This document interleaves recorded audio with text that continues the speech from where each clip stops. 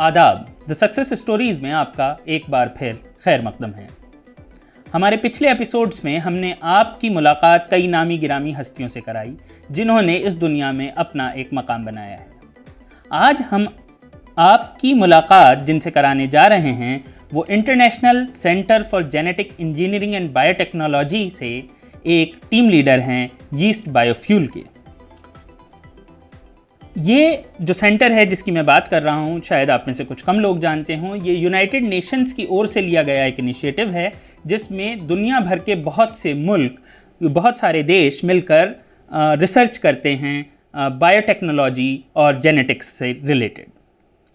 हमारे साथ मौजूद हैं team leader, scientist, eminent scientist Naseem Gaur साहब। शुक्रिया आपका, बहुत बहुत शुक्रिया शाकिब साहब। ठीक है नसीम साहब, सबसे पहले मैं यहाँ पर अपने ऑडियंस को भी बताना चाहूँगा, नसीम साहब ने अपना करियर जो शुरू किया है, अपनी जो पढ़ाई शुरू करी है, एक छोटे से गांव से की। एक छोटा सा गांव मुजफ्फरनगर में, दधेड़ू नाम का, मुजफ्फरनगर ज़िले में जो कि वेस्टर्न यूपी में पड़ता है, वहाँ से उन्होंने पढ़ाई शुरू करी। वहीं पर वो रहते थे।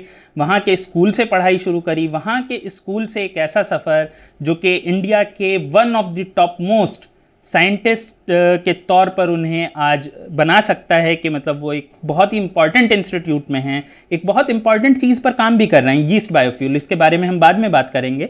सबसे पहले मैं आपसे ये जानना चाहूँगा, ये सफ़र कैसे शुरू हुआ, कैसे यहाँ तक सोचा कि बचपन में कभी सोचते भी थे गाँव में कि साइंटिस्ट बनेंगे, और गाँव का माहौल कैसा था, वो माहौल, उसकी पढ़ाई और उसके बाद यहाँ तक का सफ़र। जहाँ तक बात यह है कि हमने कभी सोचा था कि आगे जाके क्या हम साइंटिस्ट बन सकते हैं या पीएचडी कर सकते हैं या हार्वर्ड जा सकते हैं या एनआईएच जा सकते हैं, ये तो खैर हमने कभी सपनों में भी नहीं सोचा था कि कुछ ऐसा भी हो सकता है। गांव का एक माहौल था टिपिकल अपना। वहाँ पे स्कूल हम बहुत ही बेसिक गवर्नमेंट स्कूल, जो प्राइमरी पाठशाला जो होते हैं गांव में, जहाँ पे अपना बैग और अपना वो बोरा लेके जाते हैं, वहाँ पे बैठते हैं। वहाँ से हमने अपना सफ़र शुरू किया पढ़ाई का।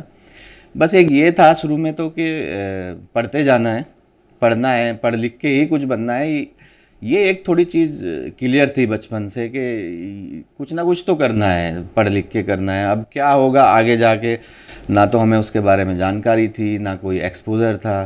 तो वो गांव में हमने अपनी स्कूलिंग शुरू की, प्राइमरी पाठशाला से हिंदी मीडियम जी कम्प्लीटली। देन भी हमारे गांव में एक स्कूल है, national junior high school, class 6 to class 8, वहाँ पे गांव में ही 8th तक पढ़ाई की।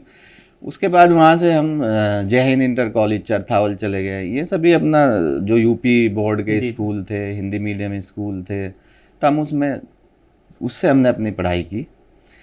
और जो हमने पढ़ाई की वहाँ पे, वो बेसिकली इंग्लिश वहाँ पे एक बड़ा प्रॉब्लम थी हमारे सामने कि इंग्लिश को हम कैसे फेस करेंगे या कैसे इससे पार पाएंगे, जो बिकॉज़ ये तो हमें पता चल गया था कि आगे जाके सब कुछ तो लोग इंग्लिश में पढ़ाई करते हैं, ये करते हैं। लेकिन हम अपना कोशिश करते रहे और 12th क्लास तक हमने वहाँ से पढ़ा। इसके बाद जामिया मिलिया इस्लामिया में बीएससी में एडमिशन लिया हमने, वहाँ से बीएससी की, वहाँ से एमएससी भी वहीं से की, मास्टर इन बायो साइंसेज।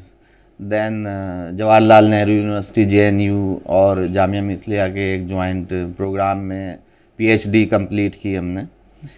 और उसके बाद चीज़ें बदल गई एक्चुअली जब एक्चुअली जेएनयू में गया। उससे पहले बीएससी भी की, एमएससी की। तो एक ये सवाल ज़रूर होता था कि आगे फ्यूचर में जाके क्या करेंगे, क्या कुछ इतनी ज़्यादा अवेयरनेस उस स्टेज तक भी मतलब हम जैसे लोगों को नहीं थी, क्योंकि शायद हमारा वैसा माहौल नहीं था कि हमें उन चीज़ों के बारे में आगे क्या कैरियर में करना होता है, कैसे होता है, बस एक कर रहे हैं थे। लेकिन यह है कि पढ़ाई में मैं शायद ठीक था, अच्छा किया। स्पेशली स्कूल के बाद जब जामिया में आया तो बीएससी और एमएससी में टॉप 3 स्टूडेंट्स में मैं रहा। उसके बाद जेएनयू चले गए, वहाँ से पीएचडी किया। तो वहाँ बहुत एक्सपोजर हुआ। वहाँ हमें पता चला कि लोग पीएचडी करने के बाद सिर्फ टीचर ही नहीं बनते, लोग साइंस में भी जा सकते हैं, लोग बाहर जा सकते हैं, साइंटिस्ट बन सकते हैं, काम कर सकते हैं। बाहर जाने के बाद, और मेरे सुपरवाइज़र थे वहाँ पे प्रोफेसर राजेंद्र प्रसाद, वो जेएनयू के रेक्टर भी रहे हैं। He is a very nice person, he helped me a lot. उन्होंने मेरी बहुत मदद की। और इनफैक्ट मैं पीएचडी कर ही रहा था, उसी दौरान उन्होंने मुझे डीएसटी डार्ड का, उनके पास एक प्रोजेक्ट था जो कि जर्मनी में होता है, तो मैं 3 महीने के लिए जर्मनी काम करने के लिए गया। पीएचडी के दौरान यूएस में कॉन्फ्रेंसेस में गया 2 बार। तो मुझे वहाँ जाके एकदम से सारी चीज़ें बदल गई कि ये तो बहुत कुछ है करने के लिए। ऐसा नहीं कि जो लोग इंजीनियरिंग या मेडिकल में नहीं जा पाए, या इंजीनियरिंग मेडिकल जिन्होंने नहीं किया वो कुछ नहीं कर सकते हैं, तो बहुत कुछ है करने के लिए। तो वहाँ से पीएचडी की, और पीएचडी मैंने कंप्लीट भी नहीं की थी कि हमारे यहाँ एक हार्वर्ड से एक प्रोफेसर का अपॉइंटमेंट हुआ था जेएनयू में। जी जी। तो उन्होंने मुझे अप्रोच किया, बताया कि तुम वहाँ जा सकते हो, वहाँ अप्लाई करो। तो मैं अप्लाई किया, तो मेरी पीएचडी कंप्लीट नहीं हुई थी और मेरे को हार्वर्ड यूनिवर्सिटी में पोस्ट डॉक का ऑफ़र मेरे पास था। तो मैं वहाँ से हार्वर्ड यूनिवर्सिटी चला गया पोस्ट डॉक करने के लिए। वहाँ पे पोस्ट डॉक करने के बाद NIH, national institutes of health, दुनिया का सबसे बड़ा रिसर्च सेंटर आप कहोगे, बहुत ही बड़ा है, वहाँ पे हर चीज़ की रिसर्च होती है। फिर मैंने वहाँ पे कुछ काम करने के बाद 2 साल ट्राई किया वहाँ पर जाने के लिए। तो मुझे वहाँ पे भी फिर पोस्ट डॉक एक ऑफ़र हुई, वो सेंट्रल गवर्नमेंट का, जैसे फेडरल गवर्नमेंट का इंस्टीट्यूट है अमेरिका में। तो मैंने वहाँ पे 5 साल पोस्ट डॉक की। फिर मुझे लगने लगा कि अब क्या करना है, ज़िंदगी भर तो आदमी पोस्ट डॉक नहीं कर सकता। 4 साल, 6 साल, 5 साल आपको कुछ ना कुछ तो अपनी लेबोरेटरी इस्टेब्लिश करनी है या अपना काम करना है। तो उसके लिए आपको एक डिसीज़न फिर लेना है कि आपको अमेरिका में रहना है या इंडिया वापस जाना है, क्या करना है। तो इंडियन गवर्नमेंट की एक स्कीम है कि जो साइंटिस्ट अब्रॉड काम करते हैं वो अगर इंडिया वापस आना चाहें तो वो अप्लाई कर सकते हैं। ये Ramanujan and Ramalinga Swami fellowship में, एक डिपार्टमेंट ऑफ बायोटेक्नोलॉजी की है, एक department of science and technology. तो मैंने डीएसटी में उसमें अप्लाई किया कि लेट्स सी, अगर ये सिलेक्ट हो जाते हैं तो वील गो। उसमें यू हैव ए फ्रीडम कि आप किसी यूनिवर्सिटी या इंस्टीट्यूट में जाके ज्वाइन कर सकते हैं, वो आपको हायर नहीं करना पड़ेगा, वो सैलरी और बजट गवर्नमेंट डायरेक्टली देती है। वो बहुत अच्छी स्कीम है, बहुत हेल्पफुल है लोगों के लिए। मैं उसमें सेलेक्ट हो गया रामानुजन फेलोशिप में। तो मैं वापस आया। वापस आने के बाद फिर मैंने इनिशियली एक्चुअली जेएनयू ज्वाइन करने की कोशिश करी। तो वहाँ पे एप्लीकेशन प्रोसेस भी हुआ और ज्वाइन भी करना था। जामिया में भी उसी टाइम मैंने कोशिश करी, जामिया मिलिया इस्लामिया में, वहाँ पे भी मुझे उन्होंने कहा कि हाँ आप ज्वाइन कर सकते हैं। लेकिन उसी टाइम पे इंडियन गवर्नमेंट ने एक इनिशिएटिव शुरू किया है, ये बायो एनर्जी, बायोफ्यूल्स से रिलेटेड। तो आईसीजीबी में एक नया सेंटर बना था, DBT ICGB, centre for advance bio energy research, and DBT ने उसको फंड किया था।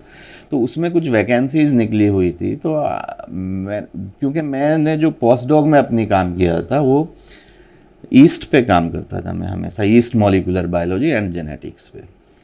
सो I was a expert in fundamental research in yeast. और मुझे ये पता था उस टाइम पे जब मैं एक्सप्लोर कर रहा था कि अब पोस्ट डॉक के बाद क्या करना है, कि डूपॉन्ट एक कंपनी है। जी जी। डूपॉन्ट बायो एनर्जी, बायोफ्यूल्स पे बहुत टाइम से काम करती है और बहुत ही बड़ी और बढ़िया कंपनी है। तो मैंने उसमें भी अप्लाई किया। तो उसमें ये था कि उन्होंने एडवर्टाइजमेंट में निकाला था कि उनको ईस्ट पे जिसकी एक्सपर्टीज़ हो वो चाहिए काम करने के लिए। तो मैंने उसमें अप्लाई किया। तो मुझे थोड़ी अवेयरनेस आई कि ये जो फंडामेंटल बेसिक रिसर्च हम करते हैं वो बहुत ही बढ़िया है, लेकिन इंडस्ट्रियल एप्लीकेशन जो हमारा काम करते हैं एक्चुअली आउटपुट उसका है क्या। तो वो ट्रांसलेशनल रिसर्च कहते हैं उसको आजकल, और वो इंडस्ट्रियल रिसर्च होती है। तो उस कंपनी ने इंटरव्यू किया, मैंने इंटरव्यू फेस किया। तो उस कंपनी ने मुझे को ज्वाइन करना था, वो हैदराबाद में इंडिया के लिए रिक्रूट कर रहे थे।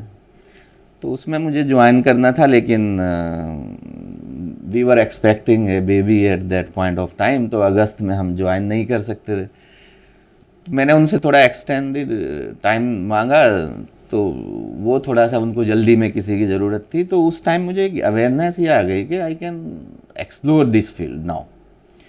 तो यहाँ पे डीवीटी में बायो एनर्जी सेंटर बना था, तो मैंने यहाँ अप्रोच किया है कि मैं उसमें काम करना चाहता हूँ, डीवीटी बायो एनर्जी सेंटर में। और ईस्ट का जो आजकल बहुत ही डिमांडिंग है कि आप हमको, इंडिया को मैंडेट है कि हमको इथेनॉल ब्लेंड करना है। इथेनॉल ईस्ट से बढ़िया और कोई ऑर्गेनिज्म नहीं बना सकता। हम सेंचुरीज से, सदियों से वाइन और बियर ये सब यूज़ करते हुए आते हैं और ईस्ट से ही बनाते हैं जी।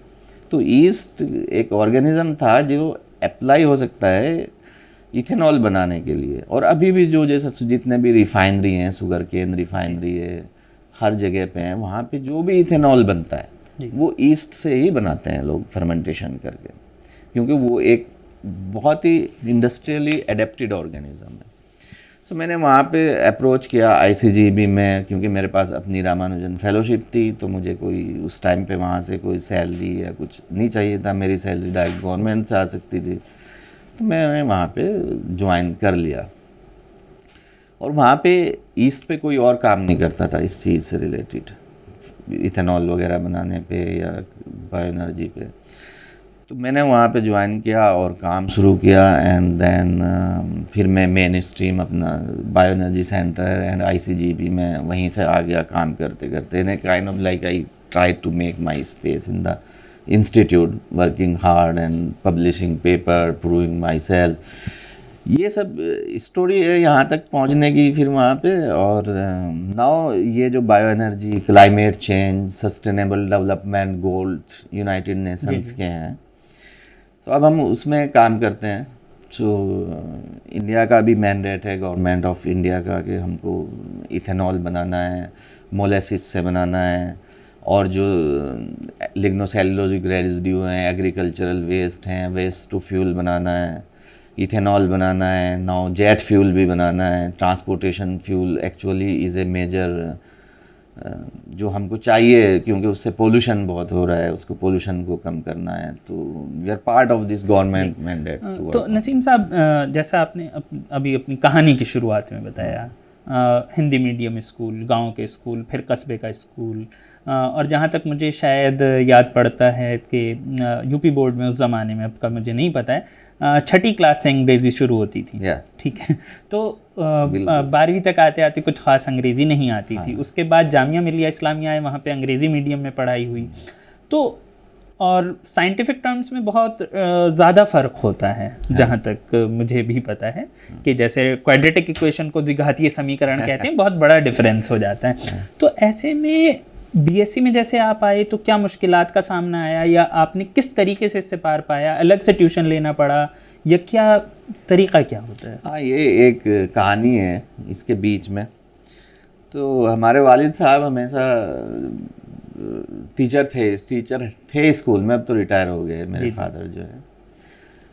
तो वो हमेशा चाहते थे कि कोई फैमिली में ऐसे पढ़े। इंग्लिश की वो हमें ट्यूशन वगैरह दिलवाते रहते थे, उनको शायद थोड़ा सा अंदाज़ा था। बहुत मेहनत करते थे हमारे साथ जी। मतलब वो स्कूल जाते थे, स्कूल से गांव आते थे दोपहर में 12-1-2 बजे, और फिर शाम को खेत में भी काम करते थे। और इनफैक्ट हम भी उनके साथ काम करते थे। बहुत काम किया बचपन में, जो भी खेत का काम करना होता है, चाहे वो जानवरों के चारे का हो, कुछ भी हो, जो भी पानी देने का हो, खेतों में बुआई करने का, काटने का, गन्ने का, गेहूँ का, सब करते थे। तो बचपन में ये बहुत काम किया।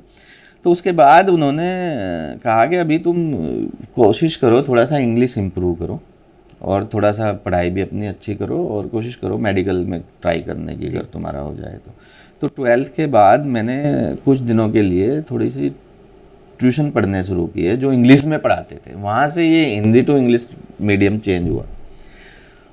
और उसके बाद मेरे को जब जामिया में मैंने एडमिशन लिया, इसका फ़ायदा उसमें बहुत हुआ। तो मुझे प्रॉब्लम तो हुई, बट वो एक जो बीच में एक गैप था थोड़ा सा, उसमें जो सीखा उसका एडवांटेज मुझे वहाँ बहुत मिला, उसने मेरी बहुत हेल्प की। तो आज के टाइम में, जबकि अब तो आप साइंटिफिक पेपर्स लिख रहे हैं, इतने साल से लिख रहे हैं, अंग्रेज़ी में ही लिखने हैं, तो आपको कभी ये लगता है अगर शुरू से अंग्रेज़ी मीडियम में पढ़े होते तो शायद कुछ बेहतर लिखते हैं? अब तो ऐसा इतना ज़्यादा नहीं लगता है। जो नेटिव इंग्लिश स्पीकर्स होते हैं डेफिनेटली उनको थोड़ा compete करना तो बहुत मुश्किल होता है, लेकिन ये है कि अब तो अल्हम्दुलिल्लाह कोई ऐसी दिक्कत नहीं होती लिखने में या पढ़ने में। वो एक साइंस का अब एक फ्लो बन गया है, वही पढ़ते हैं वही लिखते हैं, उसी टाइप की टर्मिनोलॉजी यूज होती है, तो वो अब इतना मुश्किल नहीं होता है। वो ठीक है, उसमें अब प्रॉब्लम नहीं होती है, बट डेफिनेटली शुरू से पढ़े हों अगर तो आप थोड़ा जल्दी अडेप्ट सकते कर हैं लेते चीज़ों हैं। को। तो एक और चीज़, आप हिंदुस्तान से बाहर गए, आप यूएसए गए, यूएसए में जाकर आपने पोस्ट डॉक किया, फिर आप इंडिया भारत सरकार की एक स्कीम है, आपने बताया किस तरीके से। आम तौर पे जो हम देखते हैं, जो पुराने हमारे कुछ साइंटिस्ट रहे हैं, जैसे सीवी रमन साहब रहे हैं, या फिर बाकी लोग, या ख्वाजा हमीद जो सिप्ला जिन्होंने बनाई, बड़े साइंटिस्ट रहे हैं, उन्होंने बार बार ये पॉइंट आउट किया है कि जब आप बाहर जाएं तो आप हिंदुस्तान वापस आएँ। सीवी रमन तो बाहर जाने के ही खिलाफ थे, तो वो तो ये कहते थे बाहर जाना ही नहीं चाहिए, पोस्ट डॉक उनका कोई स्टूडेंट जाता था तो डिस्करेज करने लगते थे। लेकिन आमतौर पर ये कि बाहर से वापस आना ज़रूरी है। तो क्या आप खुद ये मानते हैं कि साइंस को नेशनल बाउंड्रीज में बांटा जा सकता है, या कोई यूएसए में काम कर रहा है करता रहे, कोई फ़र्क नहीं पड़ता है, या ये है कि नेशन बिल्डिंग में साइंस का अपना एक रोल होता है तो उन्हें वापस आना चाहिए जैसे आप आए? ये अच्छा सवाल है आपका, और बहुत लोग ये बात सोचते थे जब मैं वापस आया कि लोग जाना चाहते हैं और हम वहाँ से वापस आए, राइट। तो ये एक इंडिविजुअल की चॉइस है, वैसे तो कौन आना चाहता है कौन नहीं आना चाहता है। और जहाँ तक सवाल है बाहर जाने का, पोस्ट डॉक करने का, जाना चाहिए कि नहीं जाना चाहिए, तो मेरी जाती राय, पर्सनल ओपिनियन ये है कि जाना चाहिए। जाना इसलिए चाहिए कि डेफिनेटली हम साइंस में बहुत तरक्की कर रहे हैं और पहले से बहुत बढ़िया अभी इंडिया कर रहा है, लेकिन ऐसा नहीं है कि हम ही सबसे बढ़िया कर रहे हैं दुनिया में, हमसे भी अच्छे लोग हैं जो कर रहे हैं। तो वहाँ जाना, उनसे सीखना, और सीख के वापस भी ज़रूर आना चाहिए। मेरा मतलब मानना ये है कि उसका ज़्यादा फ़ायदा हमें तभी होगा जब हम अच्छी चीज़ें सीख के दुनिया में कहीं भी जहाँ भी हो रही हैं वहाँ जाएं और अपने यहाँ आके उनको इम्प्लीमेंट करें। मिसाल के तौर पे मुझे ये east metabolic engineering, right, east genome engineering, ये सब करता हूँ मैं, अपने काम में इन्वॉल्व करता हूँ, और मुझे लगता है मैं बाहर गया, वहाँ से मैंने बहुत कुछ सीखा जिसको मैं यहाँ आके इम्प्लीमेंट करता हूँ। तो मुझे खुशी होगी अगर मैं वो बाहर से सीख के अपने यहाँ वापस आके कुछ ये क्लीन एनर्जी, क्लाइमेट चेंज में जो हम अभी काम कर रहे हैं उसमें कुछ कंट्रीब्यूट सिग्निफिकेंटली मैं कर पाया, तो शायद ये मेरे लिए बहुत बड़ी खुशी की बात होगी। तो जाना भी चाहिए और वापस भी लोगों को आके अपना ज़रूर यहाँ पे कंट्रीब्यूट करना चाहिए जो भी वो कर सकते हैं। एक बार वापस आते हैं हिंदी की तरफ। आपने हिंदी में पढ़ाई करी, तो जाहिर सी बात है ज़्यादातर साइंटिफिक किताबें या साइंटिफिक रिसर्च हिंदी में आमतौर पर नहीं है। कुछ भारत सरकार के इनिशिएटिव हैं जैसे विज्ञान प्रगति या साइंस की दुनिया उर्दू में आती है, उसके अलावा कुछ ख़ास नहीं है।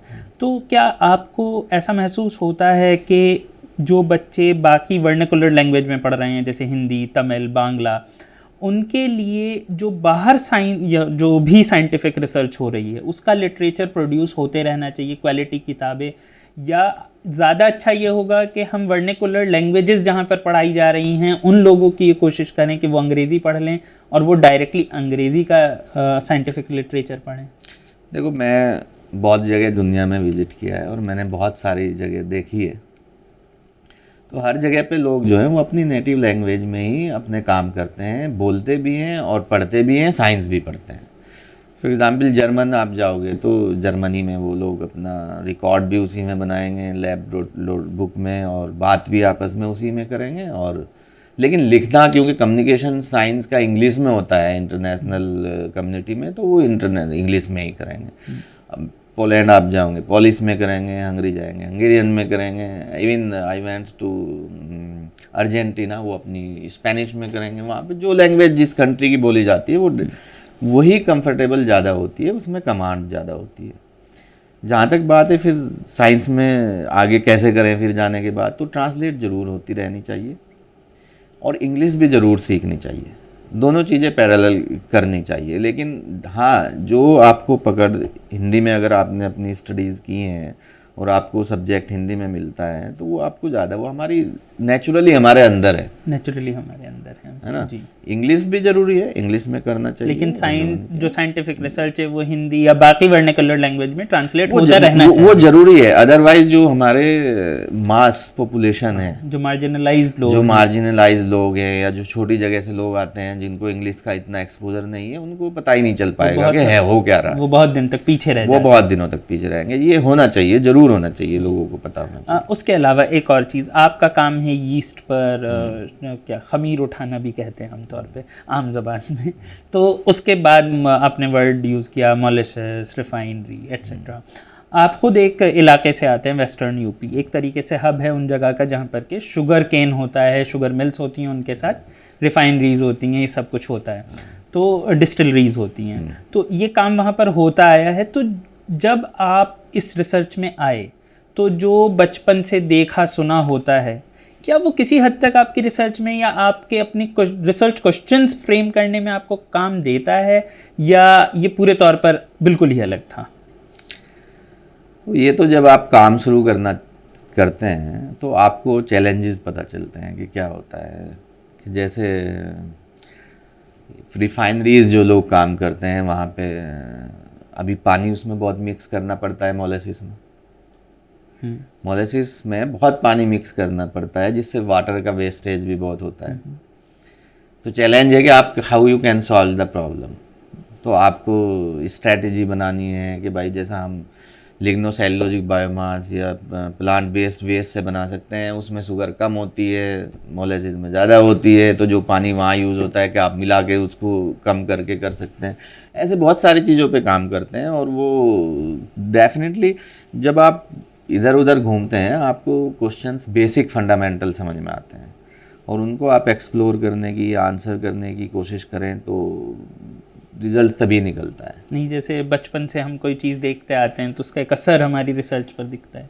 हाँ, तो इसके अलावा एक बहुत ही बेसिक क्वेश्चन नसीम साहब, हाँ, आपने अल्लाह के शुक्र से आप अच्छा कर रहे हैं, मुल्क के लिए भी बहुत काम हो रहा है, क्योंकि बायोफ्यूल एक तरीके से सरकार का भी टारगेट है, इंटरनेशनल कम्युनिटी का भी टारगेट है। तो ये तो एक चीज़ हुई, लेकिन इसके अलावा जैसे छोटे शहरों से, छोटे कस्बों से, छोटे गांव से हमारे ऑडियंस में कुछ लोग देखेंगे, तो वहाँ पर जो बच्चे हैं वो कैसे पढ़ाई करें, क्या सोचें, कैसे आगे जाएं? क्योंकि बायो लेते हुए आमतौर पे, जैसे हमारे एक गेस्ट थे कुछ एपिसोड पहले, उन्होंने एक बात कही थी, उन्होंने कहा था जब बायो लेता है इंसान तो डॉक्टर ही बनना चाहता है, बाकी चीज़ें तो अगर डॉक्टर नहीं बना तो इसलिए बन गया। लेकिन उससे अलग जब हिंदी मीडियम स्कूल में है, गांव में है, छोटे शहर में, इंग्लिश मीडियम स्कूल भी छोटे शहरों के थोड़े उतना एक्सपोजर नहीं देते हैं, तो ऐसे में वो क्या करें, क्या अप्रोच रहनी चाहिए? साइंस, आप साइंटिस्ट हैं तो साइंस के तौर पर ही मान लीजिए किसी को साइंटिस्ट बनना है, क्योंकि छोटे शहर में जब हम छोटे थे तो साइंटिस्ट का मतलब होता था जो रॉकेट बनाता है, इसके अलावा हम कुछ नहीं जानते थे, बच्चे नहीं जानते हैं। तो आपकी क्या राय है, क्या करना चाहिए? देखो, मेरे ख्याल में ये लैंग्वेज से किससे हम पढ़ के आते हैं वो बाउंड्री या ऐसी प्रॉब्लम क्रिएट नहीं करता है कि आप क्या कर सकते हैं और क्या नहीं कर सकते हैं। जो बच्चे गांव में छोटी जगह पे पढ़ रहे हैं, प्रॉब्लम ये है वहाँ पे कि आगे नहीं आ पाते हैं, ड्रॉप आउट बहुत ज़्यादा होता है। अगर हम देखें, जब हम स्कूल में पढ़ते थे, अगर हम अपने गांव से 50 बच्चे पढ़ते थे, तो जब हमने 12th किया तो उस टाइम पे मुश्किल से 10 लोग रह गए। 100 पढ़ते थे, 200 पढ़ते थे, उनमें 10 लोग रह गए।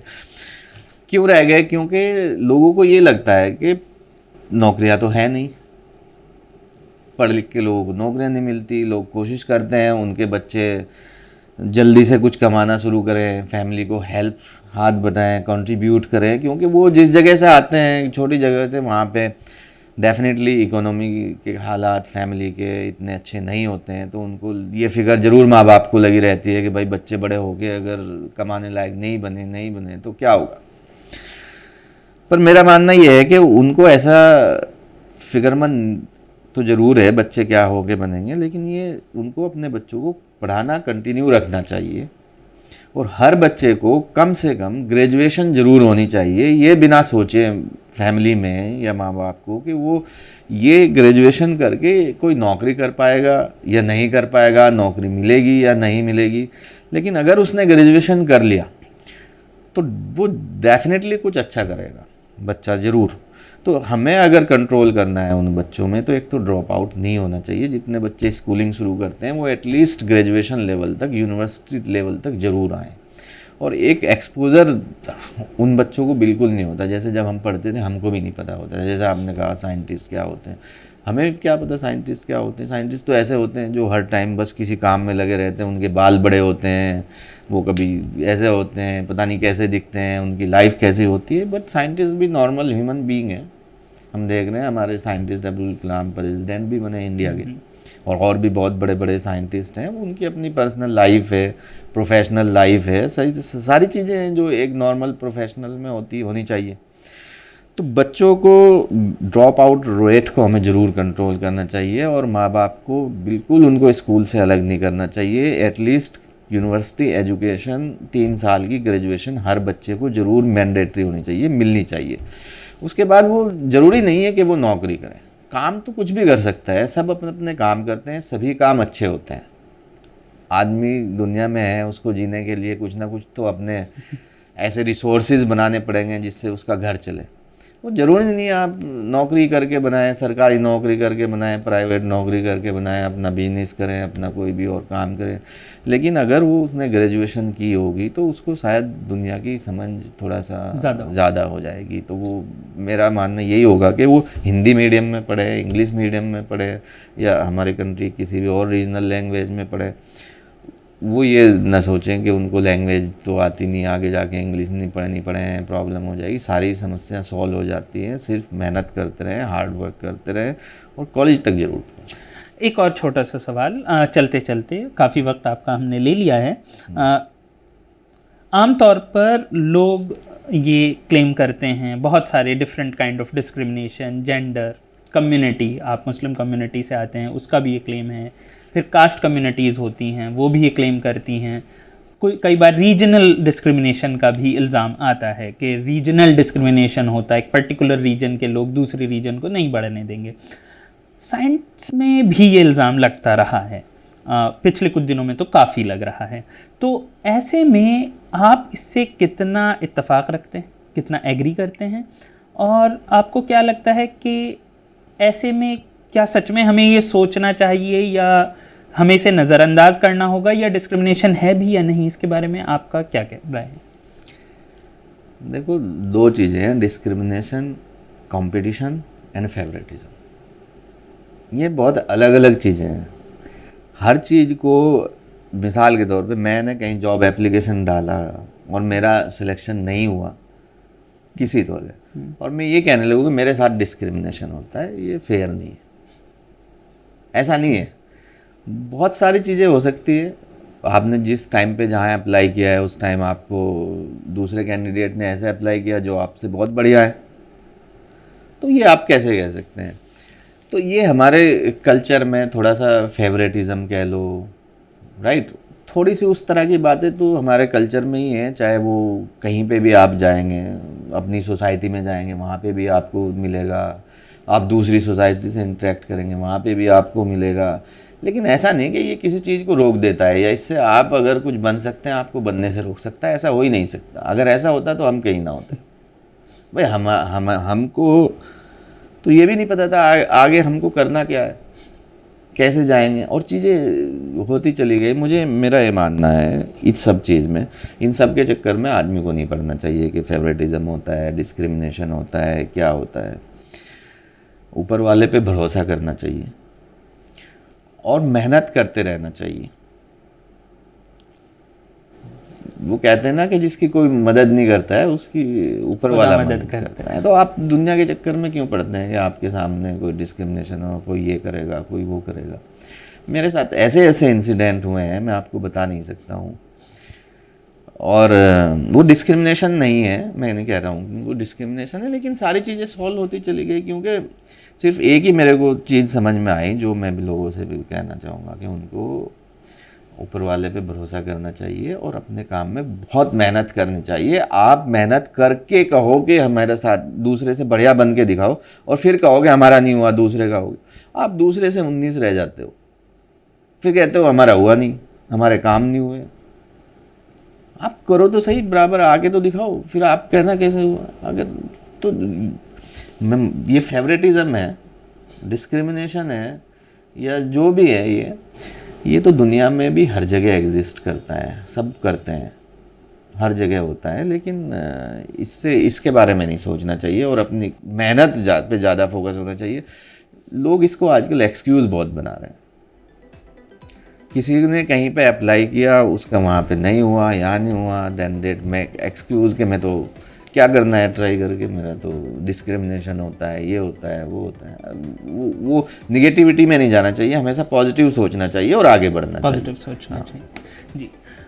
तो ये हमारी मुलाकात थी नसीम गौड़ साहब से। साइंटिस्ट हैं, जैसा कि आपने भी इनसे बात करी, बहुत सारी अच्छी बातें बताई कि पॉजिटिव रहना चाहिए, नेगेटिव नहीं सोचना चाहिए, ऐसे ही अपनी मेहनत पर भरोसा करना है, ऊपर वाले पर भरोसा करना है और काम होते रहेंगे। इसके अलावा आने वाले एपिसोड्स में हम और ऐसे ही हस्तियों से मुलाकात करेंगे। तब तक के लिए शुक्रिया।